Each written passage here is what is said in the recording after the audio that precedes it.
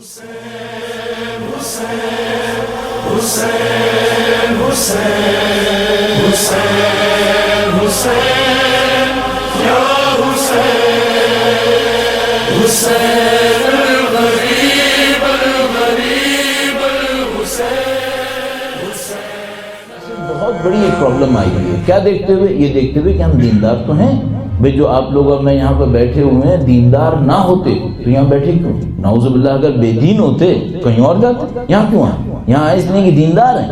تو وہ ہم لوگوں کے سامنے وہ چیلنج نہیں ہے کہ بھئی ہم دیندار نہیں ہیں، نہیں دیندار تو ہیں۔ اب ایک اور چیلنج ہے، اور وہ چیلنج کیا ہے؟ کوئی سادہ سا مسئلہ ہے، ہر کوئی اپنے کمفرٹ زون سے باہر نہیں نکلنا چاہتا۔ میں اپنے اوپر رکھ کے آپ کی خدمت میں عرض کر دیتا ہوں، مثلا میں طالب علم 30-35 سال پہلے طالب علم بنا، 4 کتابیں پڑھ لی، یہ کیا وہ کیا، وہاں سے واپس آیا، پھر میں نے پڑھنا شروع کر دیا، مثلا مجلسیں پڑھی، درس پڑھا۔ اچھا یہ مجلسیں پڑھنا، درس پڑھنا اچھا کام ہے، یہ میری لائف کا اصلی چیلنج ہوگا کیا؟ نہیں، یہ اصلی چیلنج نہیں ہوگا۔ کیوں؟ 30-35 سال اور کیا کیا؟ یہی تو کیا۔ تو اب اگر مجھ سے کوئی یہ کہے ممبر پہ بیٹھ کے مجلس پڑھنا یہ آپ کا چیلنج ہے، نہیں مجھے نہیں لگتا یہ چیلنج ہے، اس میں تو میری مہارت آ گئی ہے، یہ تو میں کر رہا ہوں۔ تو میرا چیلنج کہاں پہ ہوگا؟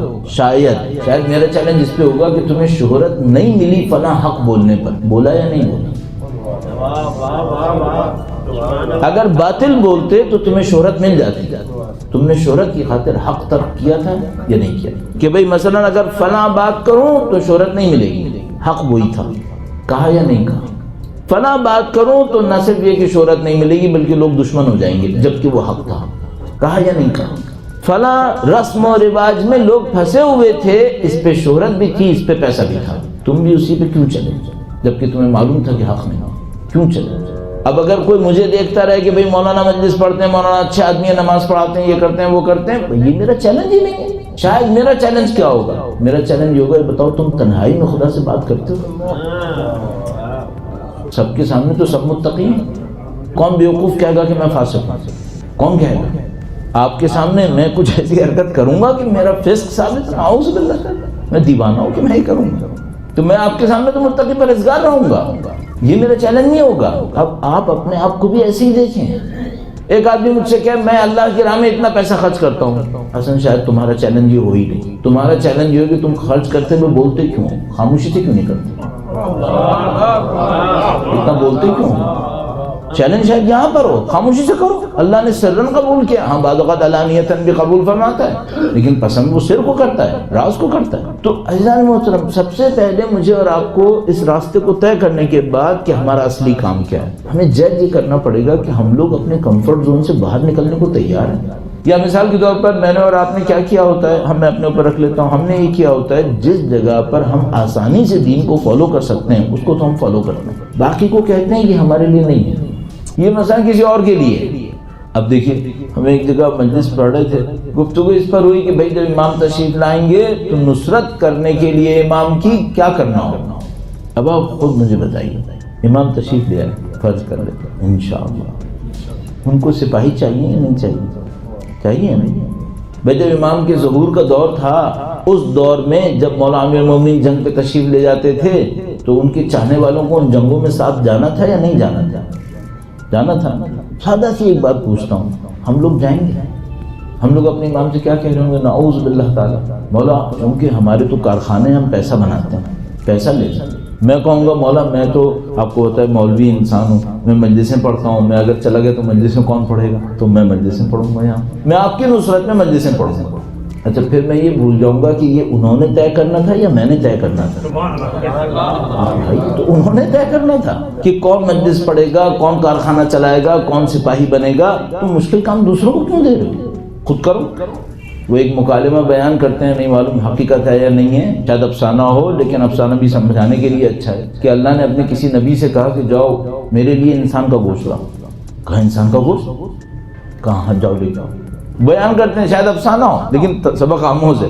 نبی گئے، انہوں نے لوگوں سے کہا، لوگوں نے کہا بھائی کیا باتیں ہو رہی ہیں، ہم اپنا گوشت کیسے دن کاٹیں؟ وہ ایک کے پاس گئے، وہ زاہد تھا، وہ نے کہا کہ اچھا خدا کو یہ چاہیے، اچھا چلو کاٹو۔ تو اس نے کاٹ دیا اپنی انگلیاں، کہا یہ لے لو۔ پھر اس کے بعد کہا نہیں شاید پورا گوشت چاہیے ہو تو یہاں سے کاٹ لو، یہاں سے کاٹ لے تو۔ اب نبی حیران، یہ کیا آدمی ہے؟